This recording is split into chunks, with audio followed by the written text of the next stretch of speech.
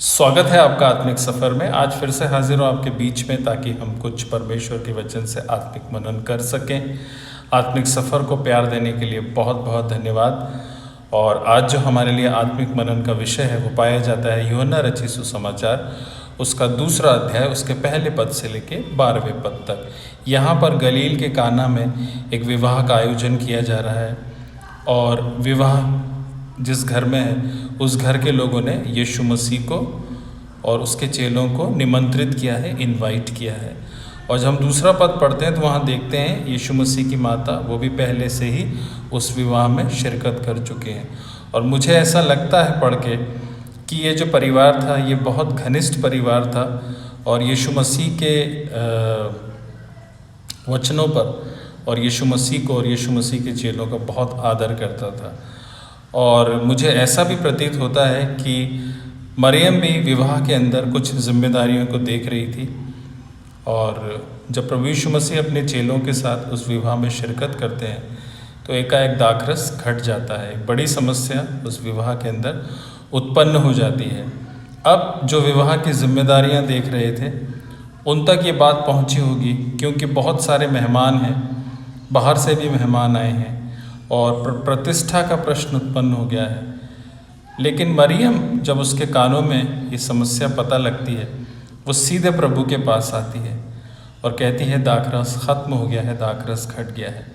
प्रभु यीशु मसीह मरियम से कहते हैं, हे महिला, मुझे अभी तुझसे क्या काम, अभी मेरा समय नहीं आया है। लेकिन मरियम जाते जाते अपने सेवकों से कहती है, जैसा वो तुमसे कहे वैसा ही तुम करना। फिर प्रभु यीशु मसीह उन सेवकों से कहते हैं जो यहूदियों की शुद्ध करने की रीति के अनुसार बाहर 6 मटके धरे हुए थे, कहते हैं इनको पूरा भर दो। और सेवक उन्हें मुँह लबालब भर देते हैं। और फिर प्रभु यीशु मसीह उनको आज्ञा देते हैं कि जाकर इन्हें भोज के प्रधान को दिखाओ। और जब भोज का प्रधान उसे चखता है वो दाखरस बन जाता है। फिर भोज का प्रधान जिनके यहाँ विवाह था उनको बुलाता है और उस दाखरस की बहुत तारीफ़ करता है कि तुमने अभी तक अच्छे दाखरस को बचा कर रखा है मेरे प्रियो। और यहाँ पर एक बड़ा महिमा का काम प्रभु यीशु मसीह ने किया। ना केवल उस घर की प्रतिष्ठा को बचाया, लेकिन एक आश्चर्य कर्म उस जगह पर हुआ। पानी को दाखरस बनाकर उसने अपनी महिमा को प्रकट किया और उसके चेलों ने विश्वास किया। मेरे प्रियो, ये सब कैसे हो पाया? ये मनन योग्य बातें हैं। और जब आप इस पूरे इंसिडेंट को पढ़ेंगे, छोटे से वीडियो में पूरा अध्याय पढ़ना पॉसिबल नहीं है, इसलिए मैंने उन घटनाओं को निरंतरता में आपको बताया। लेकिन जब हम शुरू में देखते हैं कि इस घर के लोगों ने जहाँ पर विवाह था यीशु मसीह को निमंत्रित किया था, इससे हम क्या सीखते हैं? मेरे प्रियो, यदि हम भी अपने जीवन में यीशु मसीह के द्वारा बड़े बड़े आश्चर्य कर्म होते हुए देखना चाहते हैं, खुदा का काम होते हुए देखना चाहते हैं, अपनी असफलता को सफलता में बदलना चाहते हैं, शांति चाहते हैं, उद्धार चाहते हैं और हम प्रभु यीशु मसीह की सेवा करना चाहते हैं, तो हमें अपने हृदय को और अपने घर के बंद दरवाज़ों को यीशु मसीह के लिए खोलना पड़ेगा और यीशु मसीह को इनवाइट करना पड़ेगा। बिना इनविटेशन के यीशु मसीह नहीं जाते हैं। मार्था ने अपने घर में बुलाया, प्रभु यीशु मसीह को इनवाइट किया। प्रभु यीशु मसीह मार्था के घर में गए और प्रभु का सुसमाचार सुनाया, परमेश्वर की महान सेवा की। शमौन कौड़ी ने इनवाइट किया, प्रभु यीशु मसीह शमौन कौड़ी के यहाँ गए। और मरियम दाखरस संगमरमर के पात्र में इत्र लेकर गई और मरियम ने एक महान सेवा, एक महान आराधना प्रभु यीशु मसीह की वहाँ करने पाई। मेरे प्रियो, प्रकाशित वाक्य की पुस्तक में प्रभु यीशु मसीह कहते हैं, देख मैं द्वार पर खड़ा हुआ खटखटाता हूँ, जो कोई मेरा शब्द सुनकर द्वार को खोलेगा उसके साथ मैं भीतर बैठूंगा और भोजन करूंगा और वह मेरे साथ। वो हमारे साथ संगति करना चाहता है, हमारे साथ समय बिताना चाहता है, हमारी प्रार्थनाओं को सुनना चाहता है, हमारी दास्तां को देखना चाहता है, सब कुछ करना चाहता है। लेकिन क्या हमने अपने घर के दरवाज़ों को बंद करके रखा है? क्या हमने अपने हृदय को बंद करके रखा है? क्या हमने अपने जीवन को बंद करके रखा है? आज ही ज़रूरत है कि हम प्रभु यीशु मसीह को इनवाइट करें ताकि वो हमारे घर में आकर हमारे घर का पूरा कब्जा ले और हमारी ज़िंदगी को बदल डाले। दूसरी चीज़ हम देखते हैं, जब समस्या आई तो मरियम सीधे प्रभु यीशु मसीह के पास आई। परमेश्वर ने इस दुनिया और जहां में अपने मध्यस्थ रखे हैं, जो परमेश्वर और इस दुनिया के बीच की हर एक बातों को प्रभु के पास, प्रभु के चरणों में, उसकी पवित्र वेदी के पास लेकर के जाते हैं। परमेश्वर का वचन कहता है धर्मी जन की प्रार्थना से बहुत कुछ हो सकता है।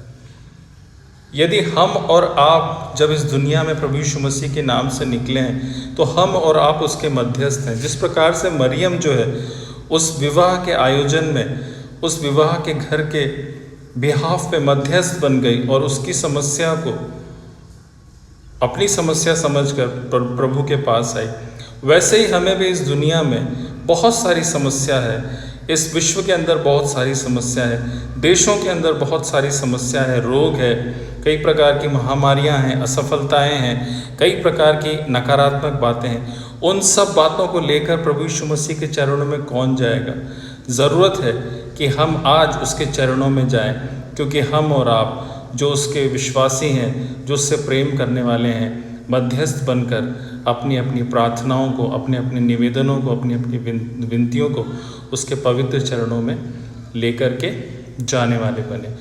होता यह है, जब भी हमारे जीवन में समस्याएं आती हैं, हम चारों ओर के रिसोर्सेस में घूम घूम कर अपनी समस्याओं का ढिंडोरा पीट पीट कर जब थक जाते हैं, अंत में हम परमेश्वर के पास आते हैं। लेकिन हमें ज़रूरत है कि हम अपनी समस्याओं को, परेशानियों को सीधे परमेश्वर के पास लेकर के आएँ, जैसे मरियम ने किया। और मरियम उस विवाह के अंदर जो समस्या उत्पन्न हुई थी, उस समस्या को लेकर सीधे प्रभु यीशु मसीह के पास आई।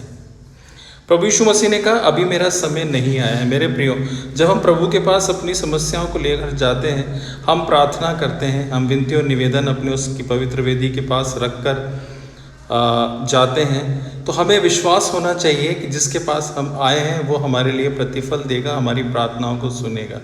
मरियम को विश्वास था, इसीलिए वो सेवकों से कहती है जैसा प्रभु तुमसे कहे वैसे ही तुम करना। जब हम अपनी प्रार्थनाओं को करते हैं, जब हम परमेश्वर के वचन को पढ़ते हैं, तो जो आज्ञाएं परमेश्वर हमें देता है, क्या हम उस आज्ञाओं पर अपने जीवन में आगे बढ़ते हैं? क्या हम उन आज्ञाओं पर चित्त लगाते हैं?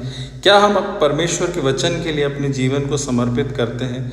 यदि हम ऐसा नहीं करते मेरे प्रियो, तो हम अपने जीवन में उन बातों को होते हुए नहीं देखने पाएंगे जो परमेश्वर हमारे जीवन में हमको दिखाना चाहता है, हमारे लिए करना चाहता है। जब हम परमेश्वर के पास आते हैं तो हमें विश्वास होना चाहिए कि प्रभु हमारे लिए बड़ा प्रतिफल प्रदान करेगा और हम परमेश्वर की बाट जोहने वाले इंसान बनना चाहिए। मेरे प्रियो, मरियम उन सेवकों से कहती है जैसा तुमसे वो कहे वैसा ही तुम करना। इसके बाद जब प्रभु यीशु मसीह उनको आज्ञा देते हैं कि पत्थर के जो ये 6 मटके रखे हैं, इनको पानी से भर दो, तो वो लबालब उनको पानी से भर देते हैं। और जब प्रभु यीशु मसीह कहते हैं कि जाकर अब भोज के प्रधान को दिखाओ, मेरे प्रियो सब था, मरियम थी, चेले थे, प्रभु यीशु मसीह थी, लेकिन मटकों में पानी भरने का काम और उसको भोज के प्रधान तक ले जाने का काम उन सेवकों ने किया। परमेश्वर ने हमें एक सेवा दे रखी है, हम बिना सेवा के इस दुनिया में नहीं हैं। और कलीसिया की 5-fold मिनिस्ट्री जो परमेश्वर ने आपको और मुझे दी है, तो कुछ जिम्मेदारियां बनती हैं कि हम परमेश्वर में उन सेवाओं को कर सकें और उसकी आज्ञा को मान सकें। उन सेवकों ने प्रभु यीशु मसीह की ना केवल आज्ञा मानी, लेकिन पूरी रीति से वो जानते थे कि प्रभु ने क्या काम उनके द्वारा उस विवाह में किया है। जब वो उस दाखरस को लेकर प्रभु की आज्ञा मानकर भोज के प्रधान के पास गए, तो वो दाखरस, वो पानी दाखरस बन गया। मेरे प्रियो, हम भी हमारे जीवन में बड़े बड़े कार्य देख सकते हैं यदि हम इन बातों को मनन करें, इन पर ध्यान करें। मिलते हैं नेक्स्ट वीडियो में, तब तक के लिए जय मसीह की।